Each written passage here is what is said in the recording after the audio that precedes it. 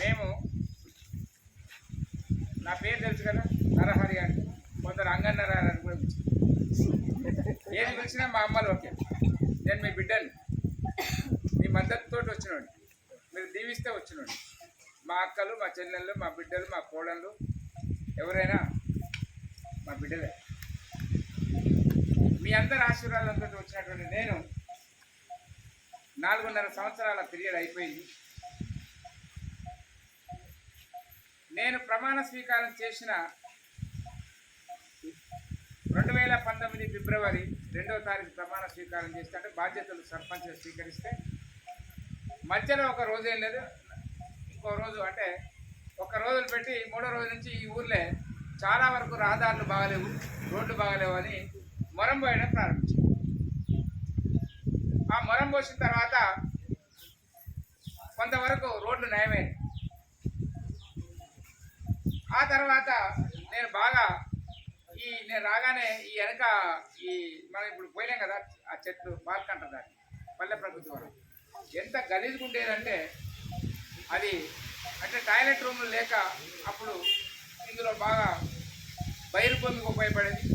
దాన్ని నేను అప్పుడే నేను సర్పంచ్ కాకముందే వాస్తవంగా కలెక్టర్ గారికి ఉత్తరం పెట్టాను, సార్ దీనివల్ల రోగాలు వస్తున్నాయి, దాన్ని పార్కుగా మార్చమని నేను కోరినాను.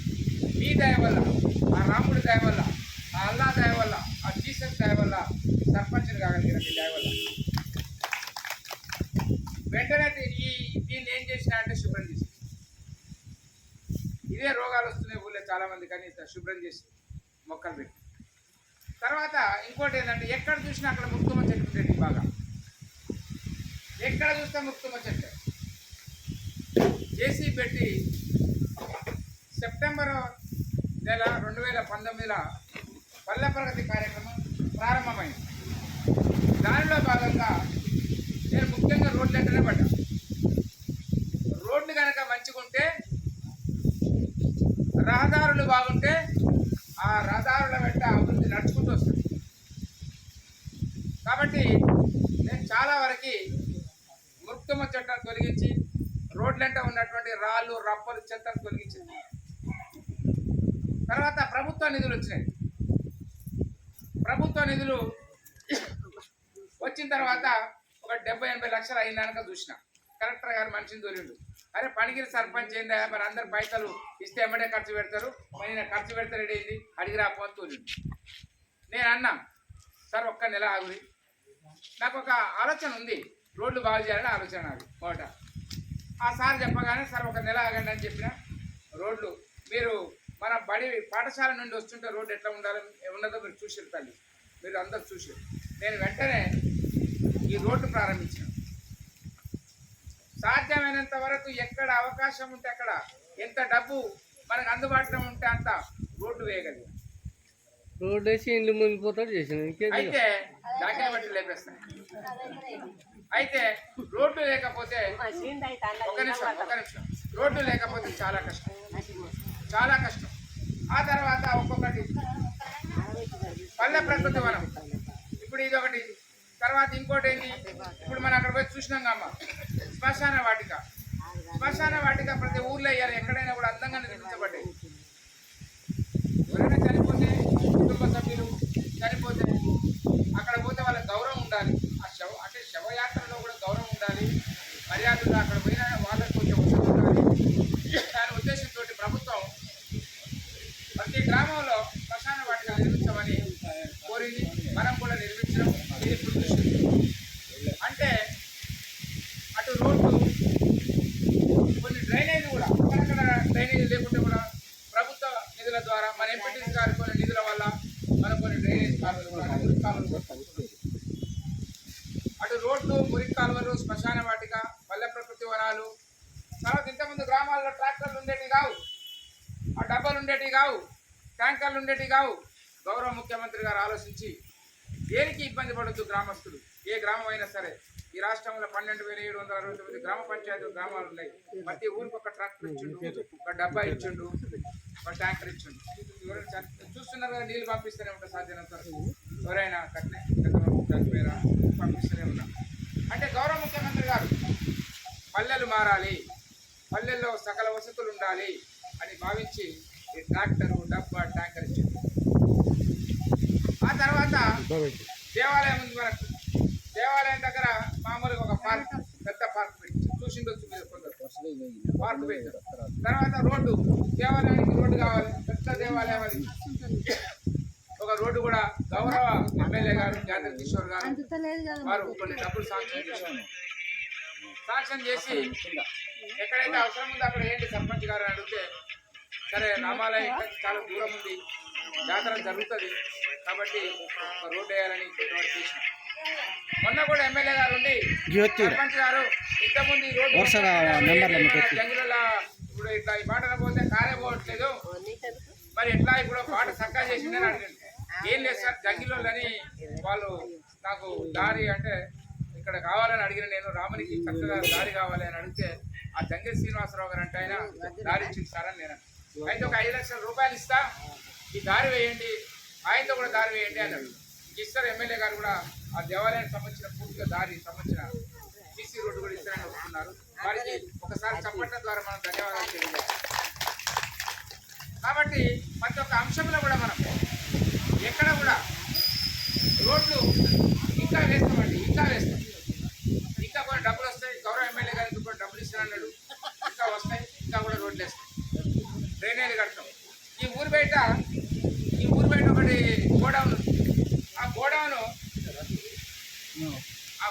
అది అందులో ఫసలు కట్టేస్తారు, ఆ తర్వాత పంచుకుంటారు, కొందరు అలా కొట్టుకుంటూ రాలేదు.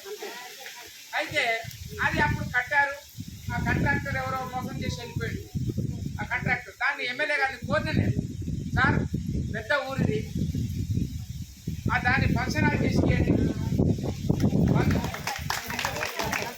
ఫంక్షన్ హాల్ చేసి ఇవ్వండి. నేను ఇప్పుడు ఈ కండు ఉంది. ఎమ్మెల్యే గారు అన్నారు, సర్పంచ్ సార్ నీకు రోడ్లు ఇస్తున్నా, డ్రైనేజీలు ఇస్తున్నా, మా పాటలకు రావాలన్నారు.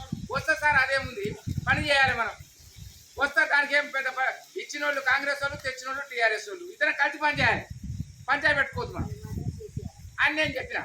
అయితే ఎమ్మెల్యే గారు ఉండి నేను చేపిస్తాను, మీరు అది చేయండి సార్, ఆడ ఫంక్షన్ చేస్తాం కదా ఆ రోజు, ఓపెనింగ్ రోజు, అదే జనం మధ్యలో ఆ సందర్భంలో కండు తీసుకుంటాను చెప్పి. కాబట్టి నేను నా భార్య ఇద్దరమే ఉంటాం ఇంట్లో, నాకు పిల్లలు లేరు. మీరు నన్ను ఆశీర్వదించారు, నేను జీవితాంతం మీతోటే ఉంటా. మా అమ్మలు, మా అక్కలు, మా బిడ్డలు మీరంతా, వరుసకి ఏదైనా కూడా మా బిడ్డలు లాంటి వాళ్ళు, మా తల్లు లాంటి వాళ్ళు. జీవితాంతం ఈ ఊర్లోనే ఉంటా, ఈ ఊరి నుంచి పారిపోతుంది కాదు, ఖచ్చితంగా మీతోటే ఉంటా, చివరి దశ వరకు కూడా మీతోటే ఉంటా, మీకోసమే పనిచేస్తా. ఎప్పుడైనా సరే కొందరు ఏదో మాటలు అంటుంటారు, కానీ భరించే శక్తి నాకు ఉంది. కానీ ఇప్పుడు 60 ఏళ్ళు 55 ఏళ్ళు ఉన్నప్పుడు నాకు పదవి ఇచ్చారు అంతా కలిసి, 60 ఏళ్ళు ఉన్నాయి ఇప్పుడు నాకు. ఇక దేవుడు అనేవాడు కోపము, ద్వేషము అన్ని నరాలు పెంచినాకనే పదవి ఇచ్చింది. ఇక నాకు మా తల్లులందరూ కూడా మా బిడ్డ లెక్కనే ఉంటారు తప్ప, మీ ఆశీర్వాదం కోరుతూనే తప్ప నేను ఈ ఊరు ఎలా బాగుపడుతుంది. అధికారులు ఉంటారు జిల్లా, అక్కడికి వెళ్ళండి, పనిగిరి సర్పంచ్ తెలుసా అంటే తెలుసు అంటారు ఎవరైనా. ప్రతి ఒక్కటి కొట్లాడతా, నేను ఊరుకోను అసలే. ఒక నిమిషం అయితే చెప్తా, అయితే ఒక నిమిషం అయితే ప్రతి ఒక్కటి కూడా ఎక్కడ కూడా అమ్మ రాజీ పడను, ఎవరికి భయపడను. ఖచ్చితంగా మంచి కోసమే పనిచేస్తా, ఆ రాముడి సాక్షిగా మీతోటే కలిసి జీవిస్తా. మీరు ఎప్పుడైనా రండి మా ఇంటికి, మీకోసం మనవరాలు కావచ్చు, మా భార్య, ఊరి బిడ్డ కావచ్చు, ఊరికి అత్త కావచ్చు, మీరు వస్తే ఎప్పుడైనా కానీ ఇంట్లో కూర్చోమని మంచినీళ్ళు ఇవ్వకుండా, చాయ్ ఇవ్వకుండా పంపిస్తే నాకు చెప్పు, నేను శిక్ష వేస్తా.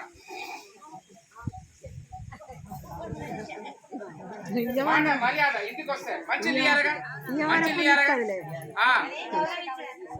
అట్లా కనుక మేము అట్లా మీరు వస్తే మీ ఇంటికి, మీరు వస్తే మీ బిడ్డింటికి వచ్చినట్టే లెక్క, మీ బిడ్డింటికి వచ్చినట్టే లెక్క, మా ఇంటికి వస్తే మీ కొడుకింటికి వచ్చినట్టే లెక్క. ఏం కాదు, మీరు అందరు మాకు, మీ అందరి ఆశీర్వాదం నాకుంది, నాకేం కాదు, గెలుస్తా ఎప్పుడైనా కూడా. కాబట్టి పల్లె ప్రకృతి వనంలాగానే ఏ విధంగానైతే మన గౌరవ ముఖ్యమంత్రి గారు సకల వసతులతో గ్రామం వర్ధిల్లాలి, అన్ని వసతులు బాగుండాలి. ఇలా చూడండి హాస్పిటల్ ఇక్కడ ఎంపీటీసీ గారు నిధులు ఇచ్చారు, ఎమ్మెల్యే గారు నిధులు ఇస్తే ఎంపీటీసీ గారు కట్టించారు. ఎమ్మెల్యే గారు ఎంత మంచోడంటే ఈయనకు 6 లక్షలు ఇచ్చిండు కట్టమని. మరి పాపం ఒక తల్లి చూస్తే కదా మరి కొడుకు తినడా లేదా అని, ఇక తక్కువ పడతాయని కూడా ఎమ్మెల్యే గారు ఆలోచించి ఎక్కువ 2 లక్షలు ఇచ్చిన బిడ్డని సరిపోయినా లేదా అని. అంటే అంత చక్కనోడు ఎమ్మెల్యే. కాబట్టి మంచోడిని ఎప్పుడు కూడా మనం ఆశీర్వదించాలి.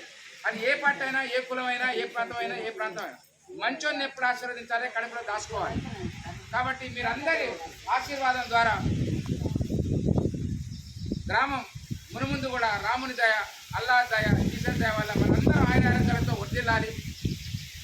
మీ అందరి ఆశీర్వాదంతో మంచి జరగాలని, మునుముందు కూడా మనం గ్రామం సకల వసతులతో మనం పక్కన ఉన్నామా పనిగిళ్ళు ఉన్నామా తేడా రాకుండా ఉండాలని, అంత మంచిగా ఉండాలని కోరుతూ మరి ఇంతకాలం నాకు అందరూ కూడా సహకరించి మండలం అధికారులు, మా ఎంపీఓ గారు, ఎంపీడీఓ గారు, జిల్లా కలెక్టర్ గారు, జాయింట్ కలెక్టర్ గారు, ఎమ్మెల్యే గారు, గౌరవ మంత్రి గారు జగదీష్ రెడ్డి గారు, మరి వీళ్ళందరూ కూడా ఆశీస్సులతో మరి సహకారంతో మన గ్రామాన్ని